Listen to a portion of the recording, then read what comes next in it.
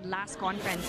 The way that they are playing right now in this tournament is unbelievable. And Coach Atorre is even more confident now that he knows that they can really take on a team like PLDT. I actually got to listen into their huddle. And the one we have in San Juan, actually.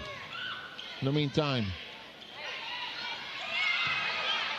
the zap by Bedonio. De Guzman denied. No entry, says kaya hindi masyadong nangangamba yung PLDT pag ang atake nasa next set. They know that they have reliable. Tataas yun eh. Kaya dito talagang matetest din yung ball control ng mga players. Runner. Return to sender Fernandez. Mga lapnan. EJ. Prado. Back row. Kept alive.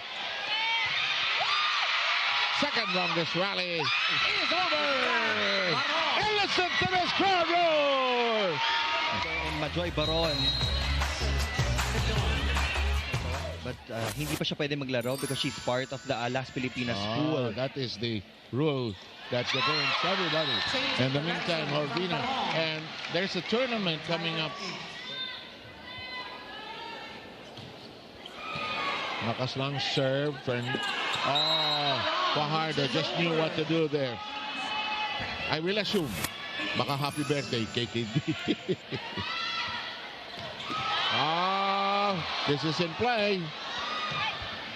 Atienza, by the way, very aggressive, coming off the bench now. But their defense is pierced again. Big hole in the middle. Active floor defense-wise. The catch, the strike. Regalo.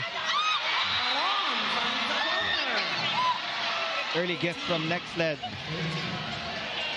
Zone 1 was open for Majoy Baron.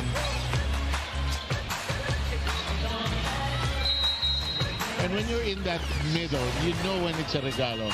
Parang ang laki ng De Guzman. Prado. Arado. Oh!